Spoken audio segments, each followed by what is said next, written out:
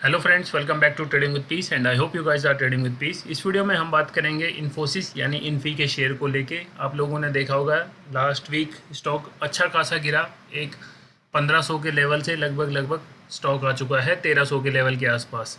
तो अब क्या किया जाए? कई लोगों को लग रहा है कि इतनी बड़ी कंपनी में इतनी जल्दी गिरावट आई है तो क्या अब उनके पास मौका है अभी भी अपने स्टॉक से निकलने का या ऐड करने का।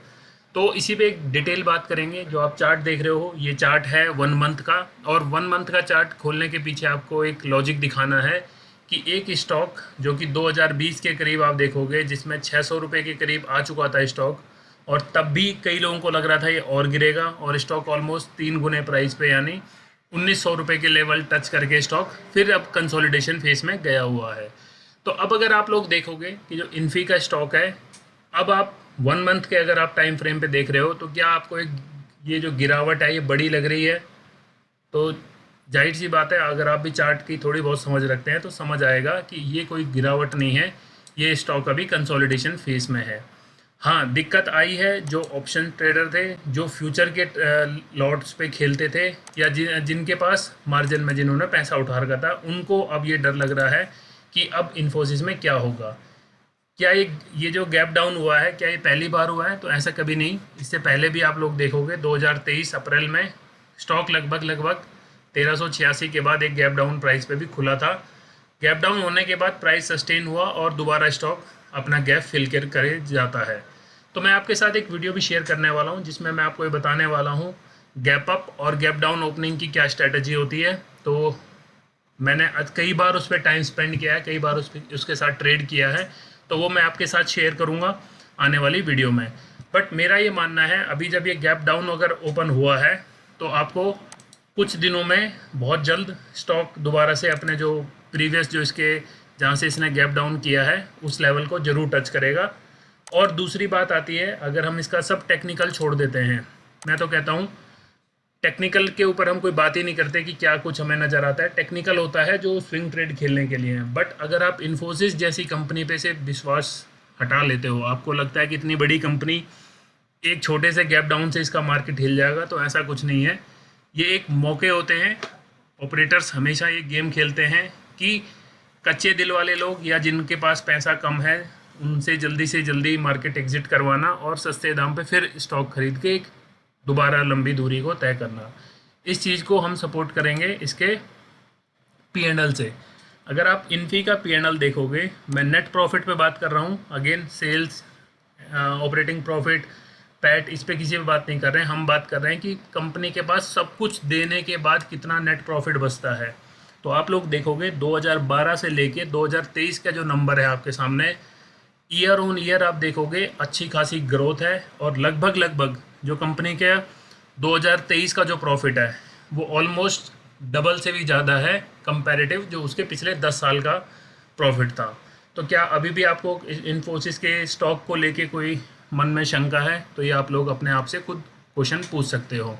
हाँ, दिक्कत अगेन फिर से बोलूँगा, दिक्कत उन्हीं को है जिन्होंने मार्जिन पे, ऑप्शंस में या फ्यूचर पे यानी अपनी कैपेसिटी से ज़्यादा पैसा इन्वेस्ट कर रखा था, उनके लिए थोड़ी दिक्कत की बात है। अदरवाइज़ जिन्होंने कैपेसिटी में अगर फ्यूचर भी ले रखा है, जिनको समझ है, तो उन्हें भी कोई खास डर नहीं लगा होगा। हो सकता है एक महीना नेगेटिव रहेगा बट अगले कुछ महीने में वो अपना उस प्रॉफिट को रिकवर कर लेंगे। तो ये तो होगी पी&एल की बात। सेल्स की अगर ऑब्वियस सी बात है, अगर पी&एल बढ़ रहा है तो इट मीन्स कंपनी का सेल भी अच्छा खासा हो रहा होगा। तो आप देखोगे जो ऑपरेटिंग प्रॉफिट है कंपनी का वो भी लगभग 35,130 करोड़ के करीब है, मार्च 2023 के जो उसने अपना रिजल्ट डिक्लेयर किया था। तो अगर आप कंपनी की बुक्स देखोगे तो बुक्स में मुझे कहीं कोई गड़बड़ नहीं दिखती। बात करते हैं मार्केट कैप। मार्केट कैप देखोगे आप 5,52,640 करोड़ का मार्केट कैप है। इट मीन्स कंपनी का जो मार्केट कैप है वो इतनी जल्दी छोटे मोटे मार्केट मूव से कुछ होता नहीं है considering this market cap. Company का अगर आप ROE देखोगे ऑलमोस्ट 30% 40% के करीब आपको दिख रहा है। डिविडेंड अच्छा खासा देता है, 2.55% का स्टॉक डिविडेंड देता है अपने शेयर होल्डर्स को, और जो रिटर्न बनता है वो तो अलग है ही। बुक वैल्यू 179 की है, स्टॉक अभी भी अपने बुक वैल्यू से बहुत ज़्यादा हाई पे चल रहा है। But considering market cap, company का जो शेयर है उसकी फेस वैल्यू ठीक ठाक है। प्रॉफिट ग्रोथ आप देखोगे ऑलमोस्ट 10.8% है, और प्रमोटर्स की जो होल्डिंग है इसमें, इस वाले स्टॉक में 15.1% की है। तो ये थोड़ा सा ये मुझे कहीं पे लगता है कि प्रमोटर्स ने इतनी बड़ी कंपनी में कम हिस्सेदारी क्यों रखी है, बट कंसिडरिंग द साइज़ हो सकता है उन्होंने जो अपने पास्ट है उसमें थोड़े बहुत इसके स्टॉक में सेलिंग की हो, बट वो चलता है। बट अगर आप इस सेगमेंट की बात करते हैं तो आप फिंगर टिप्स पे गिन सकते हैं कि इन्फोसिस के साथ और कौन कौन सी कंपनियां हैं जो इस लाइन में अपना बिजनेस देती है। और आप सबको पता है सॉफ्टवेयर यानी आईटी इज़ द फ्यूचर। तो इन सब चीज़ों से मुझे नहीं लगता कि इन्फोसिस का शेयर जो अगर गिरा भी है 100-200 रुपये, जो भी इसमें गिरावट आई है, इसमें कोई चिंताजनक बात है। एफ की आप होल्डिंग देखोगे, डी की इसमें आप होल्डिंग देखोगे, अच्छी खासी होल्ड करते हैं। गवर्नमेंट तक इस स्टॉक को होल्ड करती है, तो और इसमें कोई ऐसा मुझे दिक्कत नहीं नज़र आती। इन्फी का एक स्टॉक ऐसा है जो कि इन्फी यानी कई सारी हैं हमारी इंडियन कंपनियां जो कि नेस्डैक पे भी ट्रेड होती हैं, तो आप देखोगे इन्फी डीवीआर में थोड़ा बहुत गिरावट आई थी, बट गिरावट कुछ नहीं है। अगर आप 1 मंथ के उस पर देखोगे तो स्टॉक अभी भी 200 मूविंग एवरेज से काफ़ी ऊपर चल रहा है।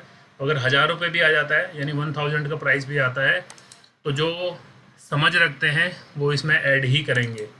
1 वीक के हिसाब से देखोगे तो ऐसा लग रहा है मुझे, हो सकता है अब अगस्त के महीने में स्टॉक इसी के आसपास ही ट्रेड करेगा, क्योंकि 200 मूविंग एवरेज पे स्टॉक ने एक बार सपोर्ट लेने की पूरी कोशिश कर चुका है। तो 1300 का लेवल बहुत इंपॉर्टेंट रहेगा, उसके बाद देखते हैं क्या होता है।